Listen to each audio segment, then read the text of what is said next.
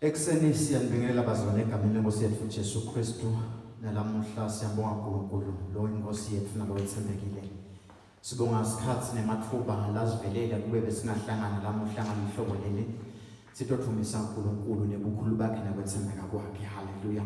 Singaqala bazalwane ndawo ukuthi sithandazeni sinikede uNkulunkulu uthumo lonke nalamhla ekseni njalo kwababa wethu. Babe ekseni nalamuhla egameni lika Jesu Kristu waseNazaretha siyababada uNkulunkulu wethu. Umuhle phakathi naphakathi wethembekile nalamuhla uNkulunkulu wethu enemandla ekseni sinetha ivumo lonke nemandla nokhosi as we have gathered together God in this temple nalamuhla and in this place egameni lika Jesu Kristu. We understand oh God that it's not by power not by mighty but it's by the great spirit of the living God. Bayethe Nkosi yethu siyababada nalamuhla umuhle wethembekile luthumo nemandla nokhosi kufanele wena in Jesus mighty name. Pray. Amen.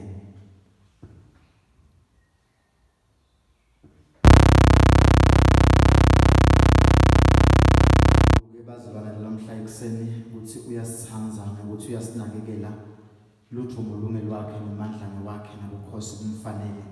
Sitha ukukhulumisana lamhla kafishane ngenzaba yelivu lenkosi lemile nalebuya kwamasinyane. Hallelujah. Sifuna bazalwane ukuthi uNkulunkulu simdumise nalamuhla yena yedwa la inkosi nalo ethembekile siphakamise ubukhulu bakhe. Kunemagama bazalwane lesifuna ukuthi siwakhulume kanye kanye nalamuhla kunalivu laNkulunkulu singakaqali nalamuhla bazalwane. Sifuna kuveta ubukhulu baNkulunkulu kuleti khathi lethi nalamuhla. Ukuthi uNkulunkulu ufanele ukubonga ufanele ukuthunyiswa futhi ufanele ukuphakanyiswa egameni lika Jesu Kristu waseNazaretha.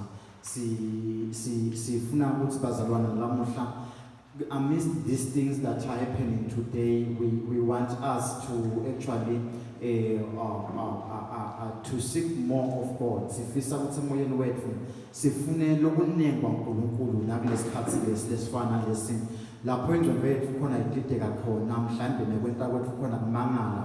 Sifuna kubona lokunengwa uNkulunkulu, sifuna kubona lokunenge emandla uNkulunkulu, sifuna kubona lokunenge kwethembeka kwaNkulunkulu nalamuhla ekseni etimpilweni tethu. Kunemagama abazalwane lemfuna siwana ngene nangabe sifuna ubunenge baNkulunkulu kithi nalamuhla emoyeni wami kunalokuthi nazoloyo ukuthi God, I want more of you, I want more of your love, I want more of your glory, I want more of your blessing in my life, I want more.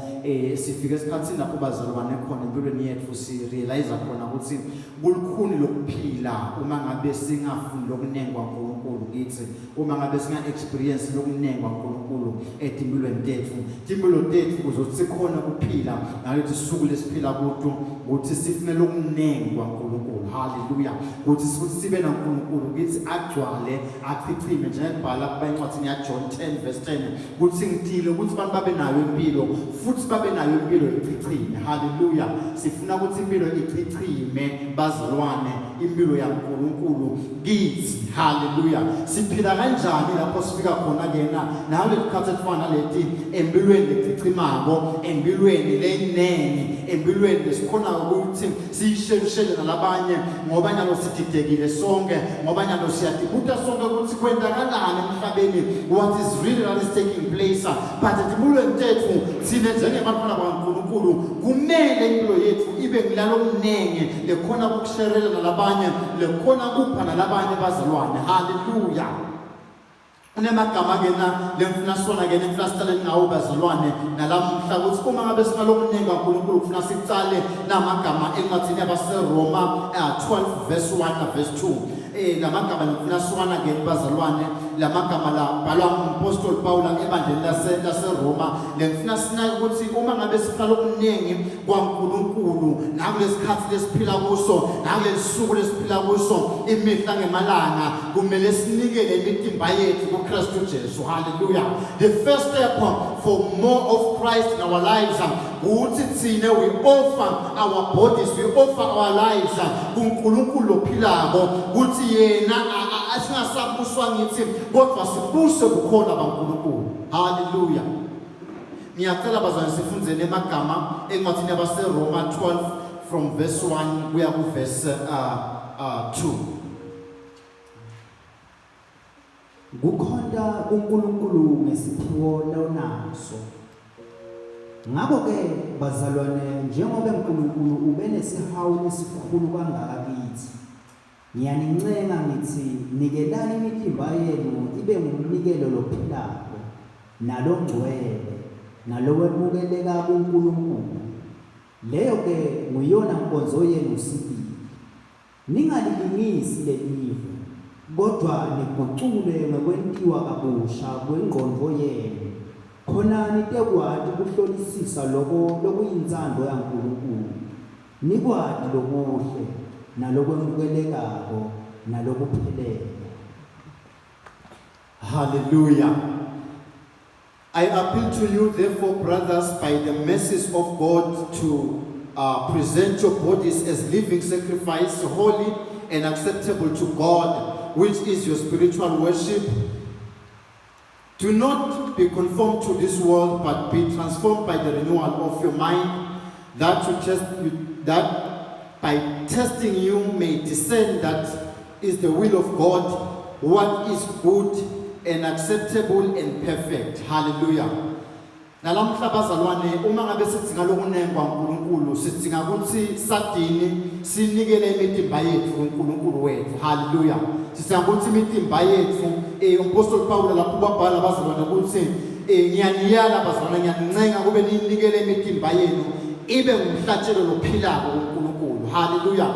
We should offer our bodies. If we need more of God, we need more of God experience. Nalesikhathi esifana lesi sidinga ukuthi bazalwane sikhone kunikela imithimba yethu kuNkulunkulu. Hallelujah. Sidinga ukuthi sikhone kuyiletha imithimba yethu lena lemithimba yethu lefaka ukuthi lo mbhali siyilethe ibe ngilengcwele naleyamukeleka kuNkulunkulu njengendlela yethu yekudumisa uNkulunkulu. Hallelujah. So if we need more of God in our times as we move now, we need to offer our bodies as living sacrifices to God. We need to offer our lives but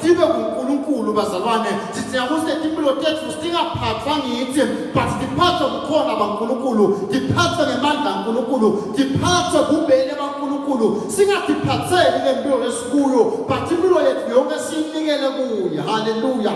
Athi nomnyana kahlabela konke kudinga kwakho nesula kwakho kunikele kuye ngoba yena uyakhathalela. Nathi lamuhla ekuseni bazalwane kusemthulazweni wethu ukuthi uma ngabe sifisa lokunengwa uNkulunkulu emtimbeni wethu sifisa lokunengwa kukhona baNkulunkulu empilweni yethu sidinga ukuthi sinikele imithimba yethu ibe imhlatshelo lephilako wona lo mthimba lobhubhako wona lo mthimba lophelela ngemandla sidinga ukuthi siunikele kuKristu abe ngumthimba abe ngumhlatshelo abuswe uNkulunkulu akabuswa dingoda lelive akabuswa indlela esikhuluma ngayo akabuswa indlela esiva ngayo akabuswa into lesibonako akabuswa into lesivako but lemithimba yethu sidinga kuyinikela uNkulunkulu ibuswa moya kaNkulunkulu.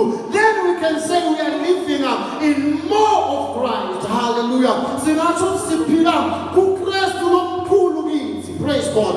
Uthi lombhalike lapha ningalilingisi lelive but nina endlela njalo niguqulwa tingondvoteni wewetwa kabusha kwetingondvoteni kuze titawati loko lokuhle lokamukeleka lokuphelela kwaNkulunkulu. Hallelujah. If we need more of God, we need to live a life that says, "Tine tingonotetu naso sonke skati tiyakukuka tifanane na Kristu. Naso sonke skati sifuna yena, naso sonke skati silangatelela yena, naso sonke skati sifuna kuva kuye." Nikhona bazalwane. Ngilema kama la wabhala uApostle Paul uthi sinikelele imithimba yethu ibe imhlatshelo lephilako. Praise God. If we need more of Christ, sidinga ukuthi imithimba yethu ibe inikelwe ibe ngumhlatshelo lophilako. Uthi ngabhala kwaseGalatia 2 verse 20 uthi mina have been crucified with Christ. It is no longer I who live but Christ who lives in me, and the life I now live in the flesh I live by faith in the Son of God who loved me and gave himself for me. Hallelujah. So if ever we want to live more of Christ, we need to offer our bodies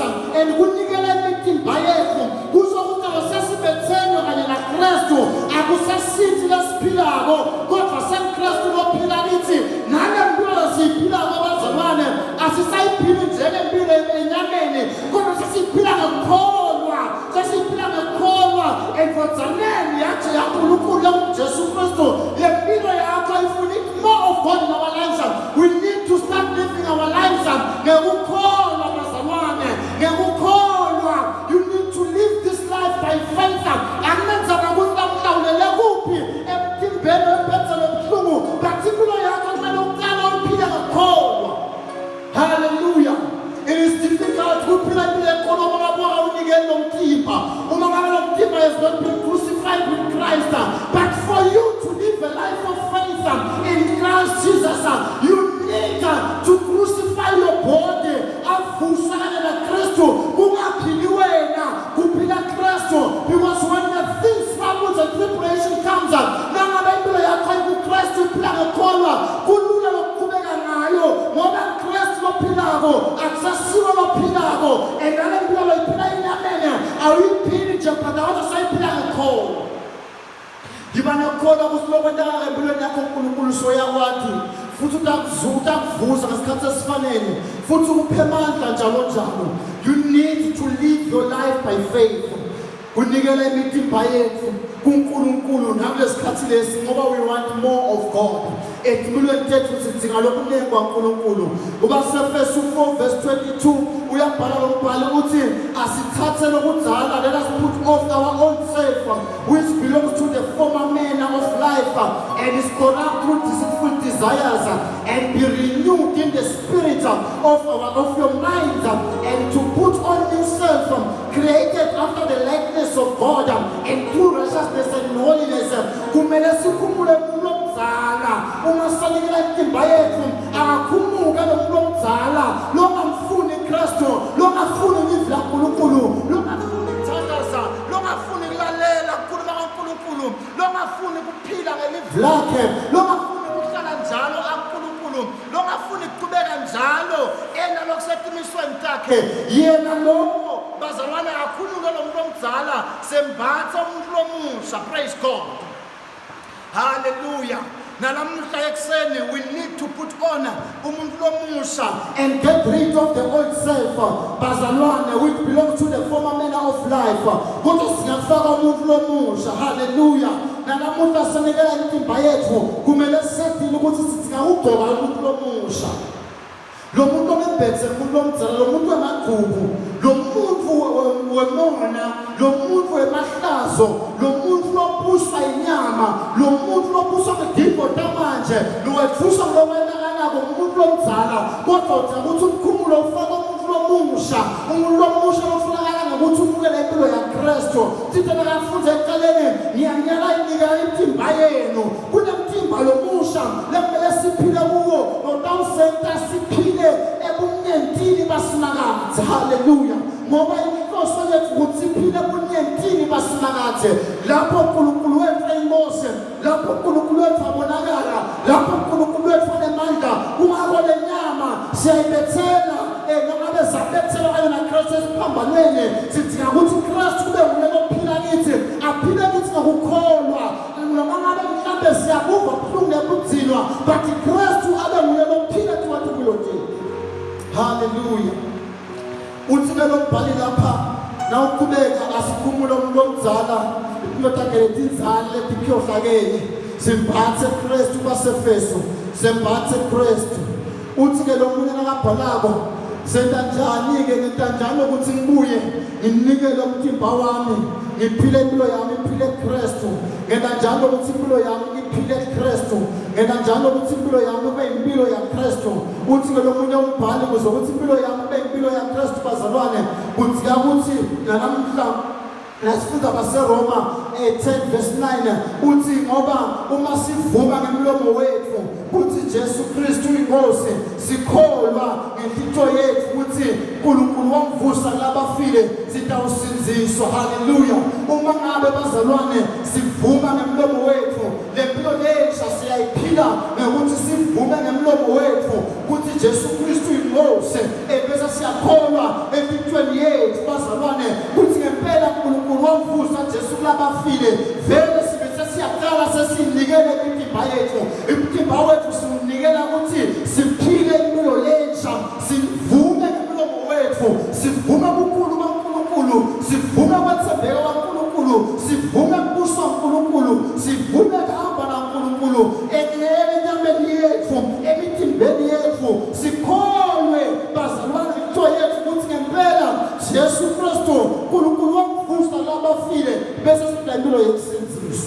Hallelujah.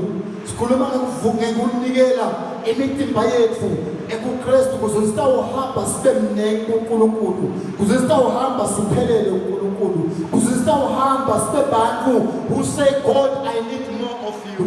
Nakulesikhathi lesi sidinga abantu bazalwane batathi Nkosi ngifuna lokunengi kuwe, ngifuna ubunengi bakho, ngifuna ubunengi belizwi lakho, ngifuna ubunengi bekhuluma kwakho. Sengivile amaphimbo lamanye, sengivile ukuthi kuyafiwa, sengivile ukuthi kunekuhlupheka, sengivile ukuthi kunekweswela, sengivile ukuthi kunedlala. But God, I need more of you in my life. I need more of your love.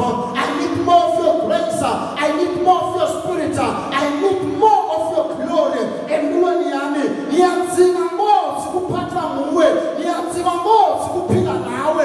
Yona balance nikelani imithimba yenu ibe mhlathelo lephilako kuze kuthi nife nine aphile Kristu. Nanifanele ukuphila Kristu noma ngabe ntifa letifa nyama lethethe khulunywako lethedakalako bathe mehlo enu atawubuka Kristu noma mtsalisi nephalise kholo kwenu yena nejama babekele yena wabantu bangakufa wesiphambano wabethela isiphambano afela tono tethu. We need more of that man. We need more of Jesus Christ. Hallelujah. We need more of Jesus Christ. We need more of God in these times. We need more of His grace. We need more of His favor. We need more of His love. We need more of Him speaking at the table. Sidzingaina abemnengi kithi bazalwane. Nawo lesikhathi esifana nalesi asikwazi ukuphila sodwana, asikwazi ukuphila thina. Kodwa sidzinga ukuthi siphile impilo leKristu.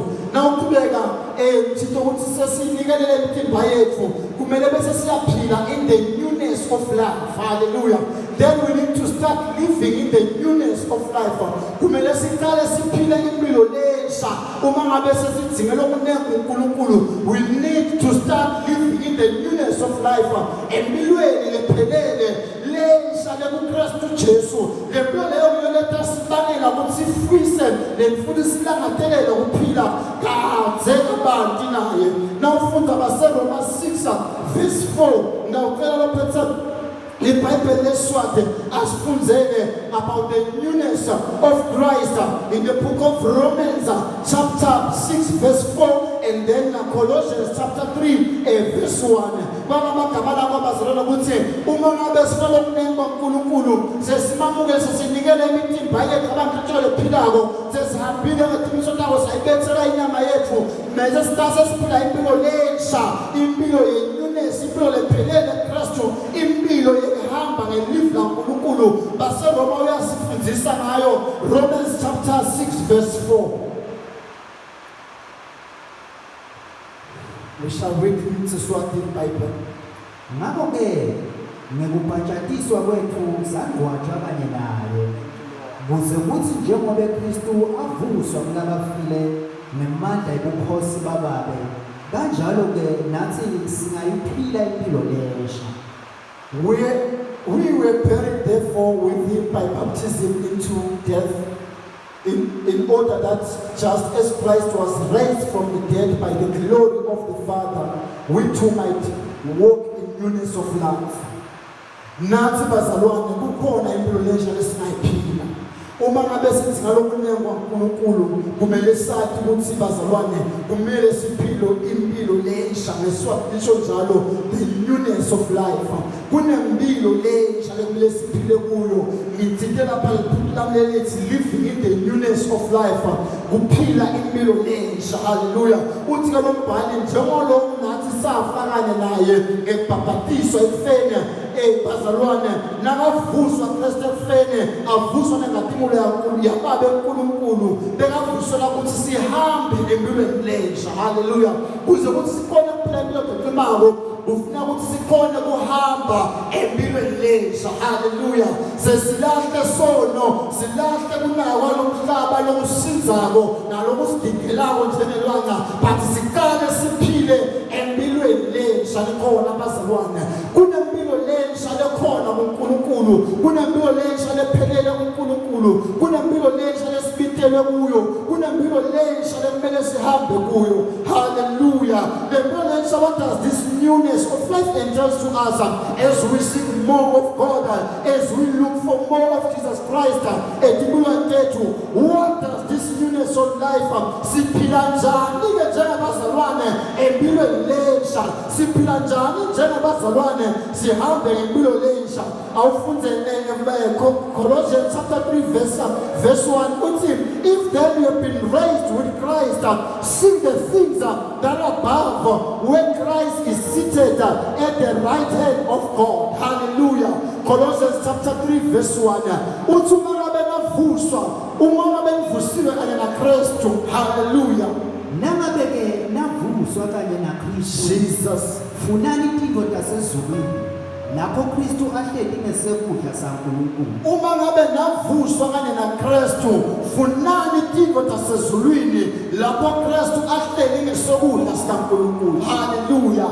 Uma ngabe bazalwane sesimukele yena, sesifuna kuphila ngenalo empilweni lensha letiqinako, uthi Colossians chapter 3 verse 1 anangabe savuswa kanye naye, asisale sifuna, asisale silangatelela, asisale sisidesire intilo tasezulwini lapho Kristu ahleli khona ngesokudla saNkulunkulu. Hallelujah. If we want to experience more of God in our lives, we need to move from desiring things that we see with our eyes and get to desire things that we see our Father doing in heaven. We get to desire things letendeka ezulwini. Hallelujah. Kumele sisale sifuna intilo tasezulwini lapho Kristu ahleli khona ngesokudla sikaNkulunkulu. Hallelujah.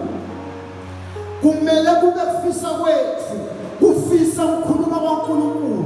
Kumele kube kufisa kwethu kufisa kuva ukuthi athini emazulu. Kumele kube kufisa kwethu kulalela ukuthi ekuseni akuthi inteni uNkulunkulu ngalolusuku leli. Kumele kube langatelela kwethu kuva ukuthi lapho layini ukuthi wani ezulwini ngempilo yami. Kufanele kube kufisa kwethu kuva ukuthi ntambama uNkulunkulu uthini ngami emalanga landzelanako latako. What is it that God desire ngempilo yami? Hallelujah.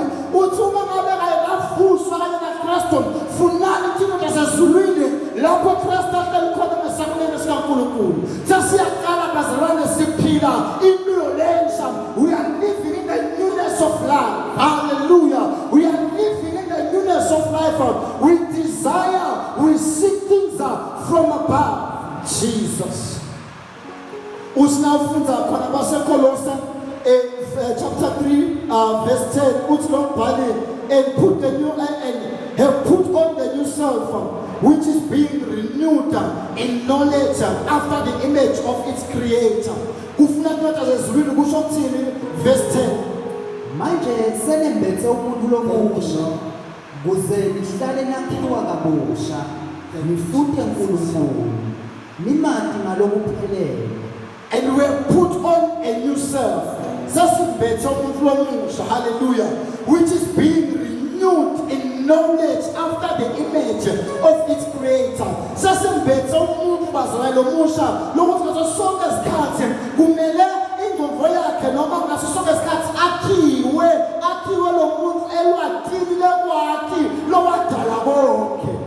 Hallelujah.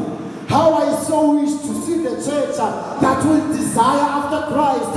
How I so wish to see the church that will long after Christ. How I long to see a church that is being renewed in the knowledge of Christ after the image of its creator.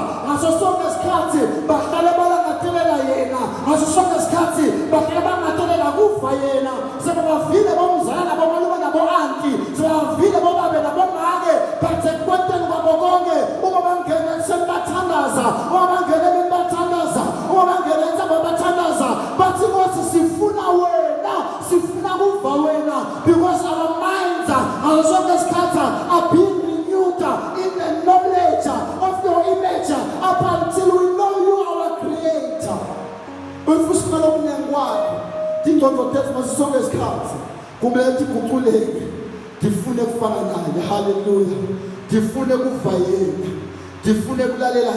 Praise God. Matthew 11 verse 29. Nifunze kimi ngoba mina ngimnene futhi ngithobekile enhlitshweni endeni utabe sinakuthola ukuphumula kwemiphefumulo yethu. Hallelujah. Uma ngabe sesicala sihamba le mpilo lensha sifuna lokunene kwaNkulunkulu bazalwane sithi ngakuthi sicale nyalo thathe ijoka lethu. Ngiyayithanda le ndzaba lebhala lekhulunywa uJesu kuMateyu le ndzaba yejoka newness of life kuphila impilo lensha bazalwane kusho ukuthi impilo yami lenzala beyinisiza bengifakiwe esipaneni sejoka letinkanuko tami bengifanele ejokeni lekuphuya bami bengifakiwe ejokeni lekuhlupheka kwami bengifanele ejokeni letinkinga tami tekugula kwemtimba wami ngifakile ejokeni letiqalekiso takithi ngifakile ejokeni mhlambe le mpilo yami lengiyivangathana isesiya namtoka ejokeni letimpilo yami engasabi impilo lekithandzako uthi ke Jesu lapha thathani lami lijoke nifunze kimi. Hallelujah. We need to take the yoke of Christ. Ngoba bazalwane ngona ngabhala uthi ningaboshelwe ejokeni labangamati Kristu uthi lenyalo asithathe ijoke la Kristu. Hallelujah. Asithathe ijoke la Kristu asingaboshelwa ejokeni letinkanuko tethu asingaboshelwa ejokeni le background yethu asingaboshelwa ejokeni bazalwane legula wethu asingaboshelwa ejokeni lalesivako lokusesabisako but lamuhla asesithatha ijokeni leKristu sisaphila impilo lensha sesifunze kuye. Hallelujah. Ayasesifunze kuNkulunkulu kuJesu Kristu sifunza awudinikeke isikhathi kuthi Mose I want to learn from you ngiyafuna kufunza kuwe Jesu I want to be more and more and more and more like Jesus. Help me oh God I want to live a life that will please you ngisite mfunze kuwe. Hallelujah. Uthi lokubhala lapha learn from me ngoba mina ngumnene futhi nginethobekile enhlitiyo nawufunza kuJesu Kristu bazalwane utawuthola ukuphumula komoya wakho. Hallelujah. Lokwenda ukuthi umoya wakho ulimale uphile nzima noma soyiphile impilo yeKristu noma soyiphile impilo lensha kuthi awufunzi kuJesu Kristu uthi Jesu Kristu thathani ijoke lami nifake lona bese niyenza lapho nifunza kimi. Nifunza kimi as a church, as an individual, njengomzalwane, njengelibandla, njengababe, njengamake, njengababe, njengamkhulu, njengagogo uyadzinga kufunza kuJesu Kristu. Uyadzinga kufunza kuye ngoba yena uthobekile futhi yena umnene enhlitiyo yakhe enawufunza kuye mulapho bese uyakhona khona kuthola kuphumula komoya wakho. Hallelujah. And then I will give you rest. Matthew 11 verse 29. Kumele sifunze kuye. Uma sihamba naye bazalwane, sidinga ukuthi sifunze kuye. Uma siphila naye, sidinga ukuthi sifunze kuye. Hallelujah. Uthi ke nakaqhubeka lapha abhala lo munye umbhali uthi sifuna lokunene kwaNkulunkulu. Nase sihamba ke lehambo lebunene kwaNkulunkulu bazalwane. Kunetifo lekumele bese siyathetha base Corinthians chapter 11 verse 1. 1 Corinthians chapter 11 verse 1 uyabhala umpostoli Paul uthi asilungisani mine ngoba mina ngilungisela Kristu. Hallelujah. Nabasefesu 5 nafunza khona verse 1 na verse 2 uthi therefore be imitators of God as beloved children and walk in love as Christ loved us and gave himself up for us a fragrant offering and sacrifice to God. Awusifundzele Ephesians chapter 5 verse 1 ngelBhayibheli lesiswati nase siselihambeni lokufanana naye seselihambeni lempilo lensha kumele silungise Kristu. Uthi umpostoli Paul baseKorinte ilungiseni ngoba mina ngilungisela Kristu. Hallelujah. Lungisani mina ngoba nami khona lengimlungiselako lena lokwangifela lokumKristu. Lapha seFesu 5 verse 2 uthi ke lo mbhali lapha ngeBhayibheli lesiswati akhuluma namagama la. Hallelujah. Phile impilo yeluthando njengoba naKristu asithandza watinikela ngenxa yethu waba ngumnikelo nemhlatshelo loliphumale limnanzi kuNkulunkulu. Hallelujah. Kulungisa Kristu kuphila impilo yeluthando. Hallelujah. Namu lesikhathi lesi kumele siphile impilo yethando. Imusa ithi ngalokunengwa uNkulunkulu bazalwane sithi Nkosi bengikhuluma nalomunye ngathi it's very much difficult or hard to give love to other people if ever wena ungaphile ethandweni. You need more of luthando laNkulunkulu empilweni yakho uzostawukhona ukuthanda lo munye umuntu. Angisho kumhawukela kwesikhashanyana, but I mean love, unconditional love. Lokuthi Nkosi lo muntu ngiyamthanda noma ngabe angimthandi ngenxa yanako, but lo muntu ngiyamthanda ngoba wena wamthanda. I need more of your love. Uthi ngoMpostoli Paul akulungisa Kristu lapha kumele sihambe ethandweni. Hallelujah. Kumele sihambe ngethando. Yona abhala kwaseKorinte chapter 13 verse 1 ubhala ngendzaba yethando. Uthi okukhulu naloko luthando ukukholwa bazalwane nokwethemba kumele siphile ngethando. Praise God.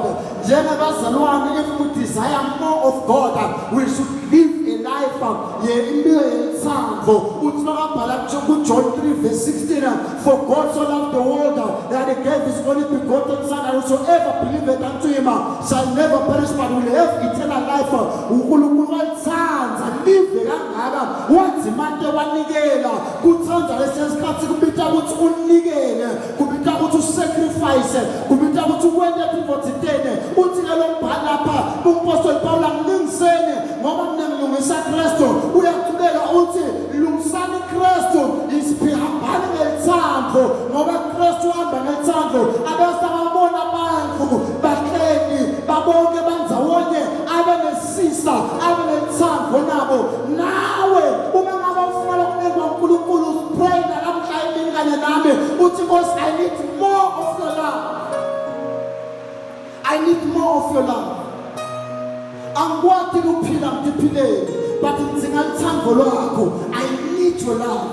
Kunemuntu lele emsebenzini lokuphatha kabi, ungiphatha nzima, ngize nemehla mnakabuka yahedeta, but namuhla uma ngabe udinga Kristu abuse impilo yakho, you need more of God's love. Awukwazi ukubathanda bonke abantu, but ngoba yena wakuthanda uwenta ukuthi kube lula ukuthanda labanye ngaye. Hallelujah. We need more of your love. Nomuthi isaphathana kabi nemfowethu nana sakhulumisani nana savani kahle ngaphathana kabi namaketala wami, ngaphathana kabi mhlambe nemzala wami, ngaphathana kabi nanti wami, sakhulumisana kabi manje isihlobo samthithene yebo akhulisana kabi nabantu basi namuhla ifisa ukuphuma kuphila impilo lesa kuKristu, impilo lokukhitimako kumele sihambe ngethando. Hallelujah. We need to live more ethandweni laNkulunkulu. Kumele siphile ngethando. Asihambeni ethandweni laNkulunkulu.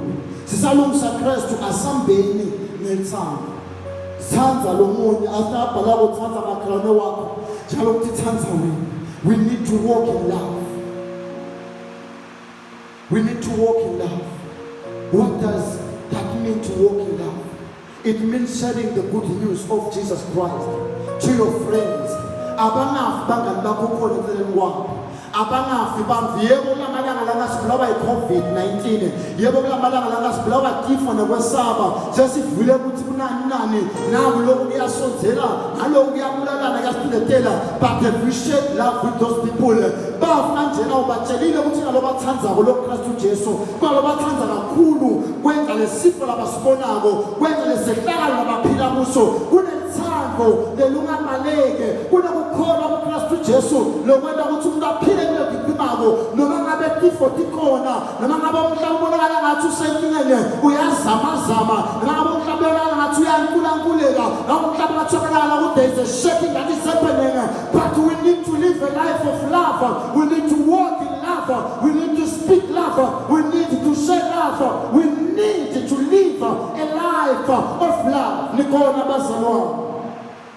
Sidinga ukuphila impilo yethando. Sihambe sithandweni. Uma ke siphila ke kulopusha baNkulunkulu. If we need more, we need to there are some promises. Kulokuphila impilo lesha Kristu. Tikwake thembiso. Nanga besiphila impilo lesha Kristu. Sifike sigabeni lapho sifaka khona amagama La controller Luke 1:37, a verse that is well known in this church. For with Christ nothing is impossible. As for nothing will be impossible with God. Christ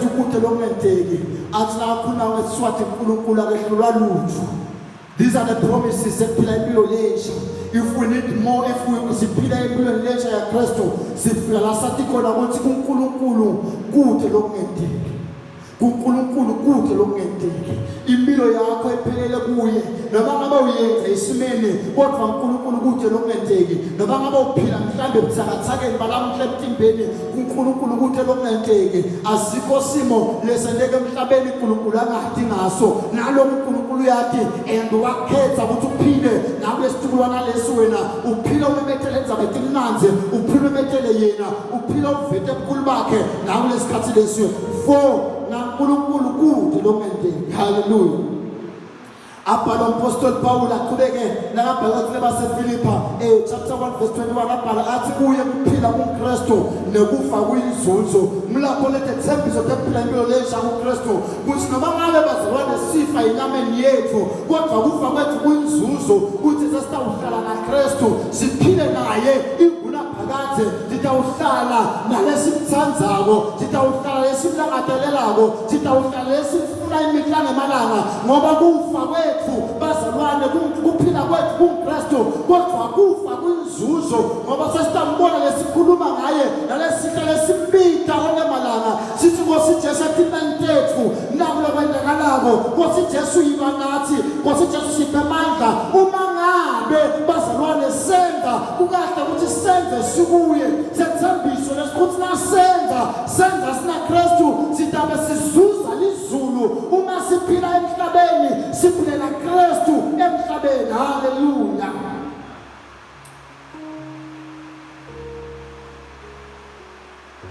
We need to understand the promises alempilo lethu.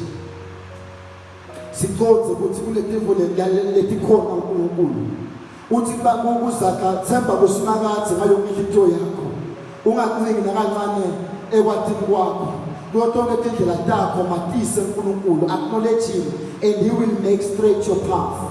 Hallelujah. Trust in the Lord with all your heart and do not lean on your own understanding. In all your ways acknowledge him and he will make straight your path. Hallelujah. Ngaso sonke isikhathi unganciki lolokufa namkhona lekufa labahlebela bona ukhona labamtshela bona batshela labanye ukuthi uMartimas balo uphathekile asisabothe kawubona ngabo labanye bamtshela ukuthi kude imali yekufundza labanye bamtshela ukuthi ngiphasile manje sengide scholarship labanye bamtshela kulekubetela ngidiva kwenami empilweni yami labanye bamtshela ukuthi bobani sabahlukene abantu sokwendeke ini umndeni wakabani kuvela ini umndeni wakabani uthi lo mbhali lapha Themba sinakathi ngayo into yakho unganginakancane ekuqonzeni kwakho uqonzo wakho lokutshela ukuthi kuze kwenteke A ufuna kuhlangana na B uzosita uphuma eAthalembane but namuhla uthi lo mbhali methembe simakathi methembe uNkulunkulu lapho uthobela khuluma ukuthi ngeSeptember nalapho ungathembisi khona ngoba lo wethembisile wethembekile nalamuhla emini bazalwane asimethembe uNkulunkulu. Hallelujah. Trust in the Lord with all your heart, lean not into your own understanding. Your understanding is telling you lo kwenteke emhlabeni kwentuke imali anabani wahlanganisa nabani yebo mhlawumbe bakwentile but wena njengafana kaNkulunkulu lo thina lokunyeka kaNkulunkulu themba kusinakathi ngayo into yakho unganika kancane kwathi kwakho. Hallelujah. Trust in the Lord.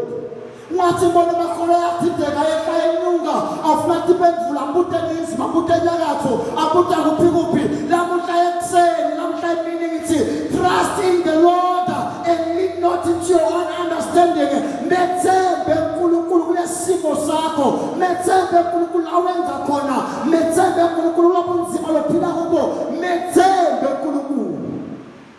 Khumbula balivle kusikhuluma ngaDaniel Meshach naBabednego lithi liveko sibala ukhothama esithombeni senkosi neKhebhnezer nabalaka ukhothama lithi livle Nkosi inkosi yase iyathuthela yase sayiyakwata ngale bekwenteka yase ayithuthela inkosi ibona le bekwenteka yabathatha bafaka esandweni semlilo lamajaha lana akabukanga omunye loshisako but ethemba simakade noma kanekathi ukuthi umlilo uyashisana futhi umlilo uyaphindwa ngasikhombisa but imbalayeta ethemba simakade. Hallelujah. You need to trust God. Lean not into your own understanding. Ungancina kancane kwathini kwakho, methembe uNkulunkulu. Hallelujah. Trust in the Lord and lean not into your own understanding. Hallelujah. That is Proverbs chapter 3 verse 5 and 6. Trust in the Lord and lean not into your own understanding. Methembe. Lokwena Daniela bazalwane athi noma ngabe kaIsrayeli kuvaliwe kuthandaza. Lisilive Mose kathathu mina ngabe enyukele ngamalo lela ngasehla athandaza kubi Jerusalem athandaza enyuseni ekumele ukuthi ngabe kuthi amakhola kwethemba kuphila impela kuphila empilweni lensha efichimako empilweni yokwesaba simakade wakhona kuvuka wahamba ayothandaza ayibuke eJerusalem ayithemba labo asayibuka eJerusalem athandaza imihlane malanga ungathi kwabagwatisa labanye department daseBhabhiloni base bamthatha Daniela bamkhumsela emhlambe lapho kunemabhubesi khona lokwenda Daniela emabhubesi sonke siyawade if you are thrown emabhubesini emabhubesi ayathanda avela kudavute but lokwenda Daniela athi bamfaka emabhubesini ngiyamethemba simakade. My understanding is telling me if they are throwing me into the den of lions, emabhubesi akamgavagavata ngife ngiphele but noma ngabe kwenteka lokho ngiyamethemba simakade. Kulesimo lobhekana naso khuluma ngempilo lekhicima ngempilo lesha Kristu. Thembiso takhe thithi methembe wangena kancane kwathini kwakho. You need to trust God. Noma ngabe you are in fire, noma ngabe you are being thrown in the den of lions. Methembe kwathi kwakho ukuthi umlilo uyashisana kwathi kwakho ukuthi igule kabulalana kwathi kwakho ukuthi indlala yabulalana kwathi kwakho ukuthi lesimo sakho sibucayi simatima kwathi kwakho ukuthi impilo yakho ibe ngcono ufuna kwenteke nanganako but kuthi lo mbhali methembe simakade wangena kancane kwathini kwakho. Hallelujah. Methembe simakade. Uthi abhala baseFiliphi 4 verse 13 ngakwenza konke ngaKristu ongicinisayo. Uvuke kuseni yathi ukuthi I can do all things through Christ who strengthens me. Ngingakwenza konke ngaKristu ongicinisayo. Athi abhala ku-1 Philippians 1 verse 6 athi and I am sure of this that who will begun a good work in me will bring it to completion at the day of Christ. Ngiyakholwa ukuthi lo qala umsebenzi lomuhle empilweni yami. Lo qala umsebenzi lomuhle empilweni yami utawubeka noma utawenta noma utawugcina ekupheleleni ngelanga laKristu. Asesabe siyamthemba yena. Lo qala into lehle empilweni yakho. Lokho sohamba naKristu, don't be afraid. Ungathusa ungesabi. Lo uqalile utawufeza.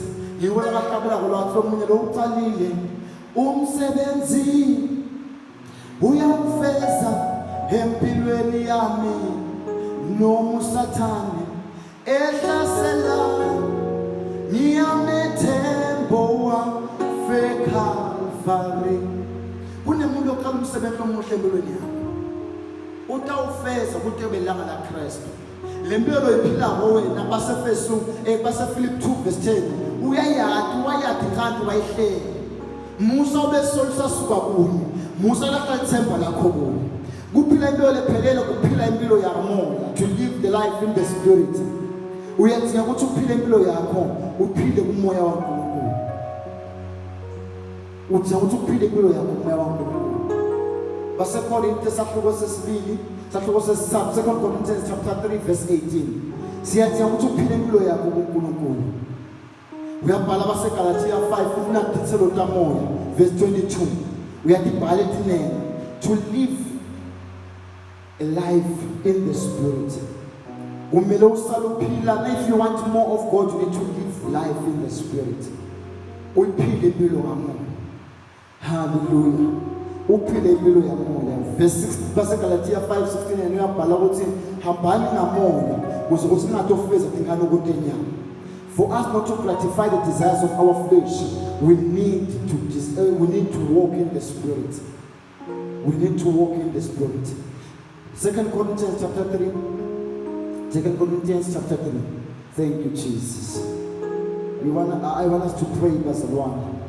Sisale sithumisa uNkulunkulu, but uphilile lokho we need to live our life in the spirit. Chapter 3, 18.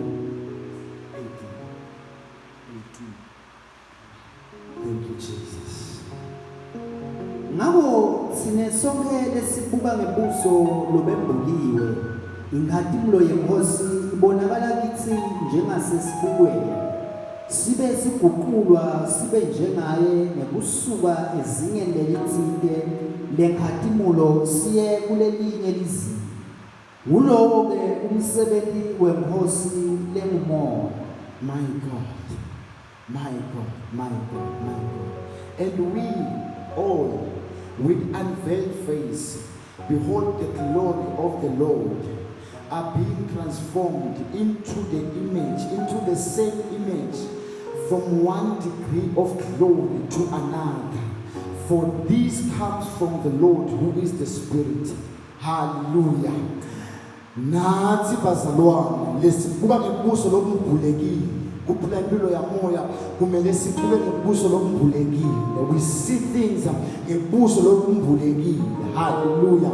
We are beholding the glory of the Lord and are being transformed. Hallelujah. Imihla nemalanga siyaguqulwa into the same image from one degree of glory to the next.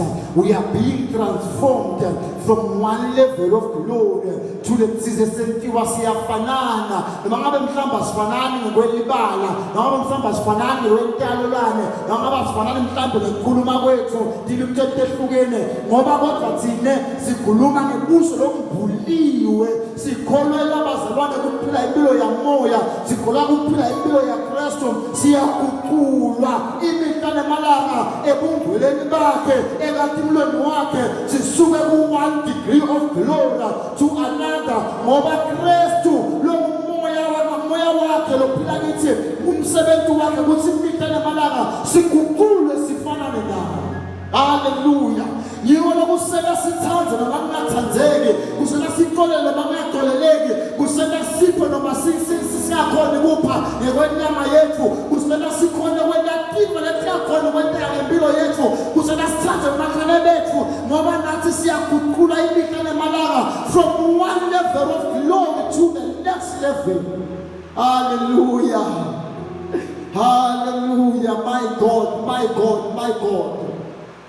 Uma siphila ngamoya, we are being transformed. Sifanane naye. Sifanane naye. Sihambe naye. Base Roma 8 verse 5 uthi kumele tingqondo tethu sisuke timentenyama.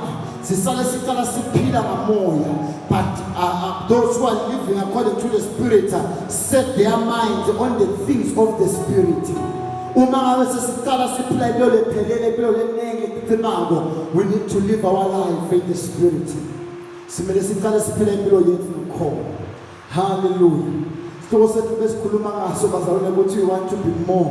We want more of Jesus Christ.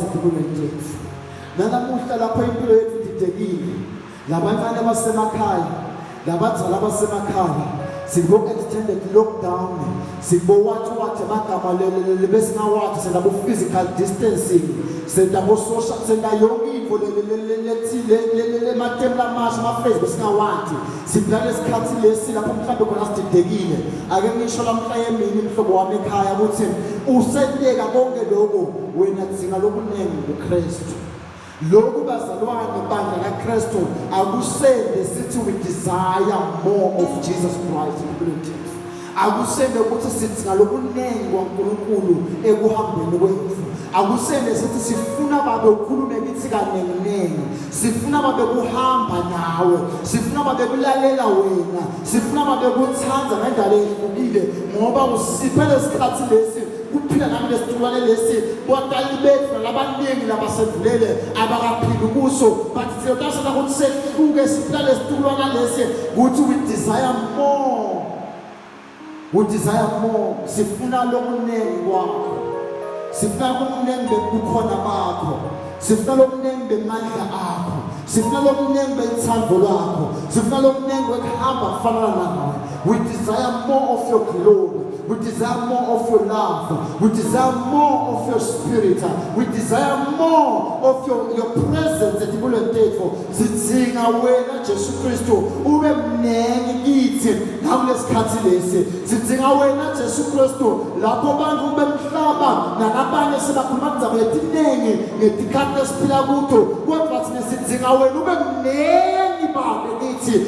Bani mnengi Kristu. Bunjwa Kristu yateka yesatshwa hlonishwa timbulweni tethu. We desire more. We desire more. We desire more of your love.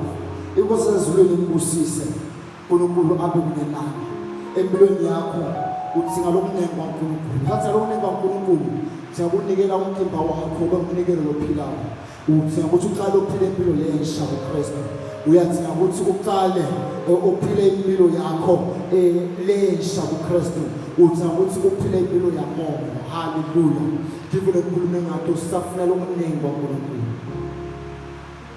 We want more of your love, oh God. Ngabe ukhona lamuhla ekuseni uthi kanye nami, I need more of your love. I need more of your glory. I need more of your grace, oh God. I need more of you. I need more of you. I need more of you, Jesus. Worship with me. Thank you, Jesus. I need more of you. Ngidinga lokuningi kwakho, Jesu. Thank you, Lord. Shalala brahashe. I need more of you. I need more. Ngikudinga kakhulu uNkulunkulu nakulesikhathi lesi. Ngidinga ukuthi ukhicime emndenini wami. Empilweni yami ngidinga wena. Ekuhambeni kwami ngidinga wena. Ekukhulumeni kwami ngidinga wena. Emsebenzini wami, empilweni yami ngidinga more. I need more. I want more. I want more. I want more. I need more of you. I'm praying right now, Lord, I need more. I need more. I need more. I need more, Jesus. I need more of you, Holy Spirit. I need more of you, oh God. Isenguvile konke lokukhulunywako. Senguvile konke kosatshiswa. Senguvile konke lokunyemanga lemaqiniso. I need more of you, oh God. I need more of you, Jesus. I need more of you, oh God. Ngidinga wena, ngidinga bukhona bakho, ngidinga amandla akho, ngidinga ukuva wena. Ngidinga ukukhuluma kwakho ngalamuhla. I want more, I want more, I want more, I want more. I desire more, I desire more, I desire more. I desire more, I desire more. Ngidinga lokuningi kwakho uNkulunkulu empilweni yami akukhuleke njengekibinintani njengefula leqhubulekako lengasha. I need more, I need more. Lapho sengilahle bangala lihlobo dami sengilahle bonke. I need more. Sengiphelele umsebenzi, I need more. Sengiphelele nabangana lithemba, I need more. I need more. I need more. Ngidinga lokuningi kwakho malongcwele lamuhla. Na impilo yamake, na impilo yababe Nkosi Jesu. Na impilo yadzadzewethu, na impilo yamfowethu, na impilo yalomncane, na impilo yamkhulu yagogo. Lifting our hands to you, oh God, we need more. We need more, we desire more. Nakulesikhathi esidinga ukuva wena kakhulu. Kunakuva tindzaba, kunakuva bohulumende lavatmemetelo, kunakuva nabathini, kunakuva nabanengi labakhulumako. We need more. Khuluma kithi kanengi malongcwele. Khuluma kithi kanengi, Spirit of the living God. We need more. We need more. We need more. We need more. Mama, we need more. Baba needs more. Tata needs more. Umfowethu needs more of you, Jesus. We need more of you, oh God. Shalima hasela baha. We need more of you, O God. We need more of you, O God. Shelebaya selamaha. Inakasuna braha sekalabaya hasetana. We need more of you, Jesus. Shetemaya. Sasiyathandaza sithi ngalomnengi kwakho baba wethu lotwele ngegama likaJesu. Yena ngemandla kithi namuhla. Uvete bukhulume kwethembeka kwakho nomusa wakho. Sisahlala emakhaya sihleli kuwo, sisasebenza imisebenzi osiphe yona, sisahamba nangesikhathi lesifana lesi, siseva lokuningi imihlenge yokuphila kwethu, sisembethwe kwesaba kwekufa nokwegula, sisembethwe kwesaba yokushiya abantu nebangani, sidinga wena kakhulu uNkulunkulu, sisembethwe kwesaba phela imisebenzi, sisembethwe kwesaba kwendlala, sisembethwe kwesaba kwendlala lakho lesikhathi esiphila kuto, sidinga wena kakhulu uNkulunkulu wethu. Malongwele phila kithi njalo. We need more of your love, more of your grace, more of your favor, more of your supernatural ability. More of your love, more of your miracles, oh God, more of your miracles, more of your glory, more of your glory. We need more. We need more. We need more. Thank you, Jesus. Siyabonga uNkulunkulu muhle wethembekile. Siyakuthanda namhla emini. Uyinkosi wena wethu. Luthumene ngathi umuntu ufanele wena. Imandla lekhosi kwakho. Uyabusa phakathi naphakathi. Sikhothamela wena. Sithi bayethu uyabusa njalo. In Jesus' mighty name. We pray as we need more. In our generation, in our times. Thank you, Lord. In Jesus Christ's mighty name we pray. Amen. Amen.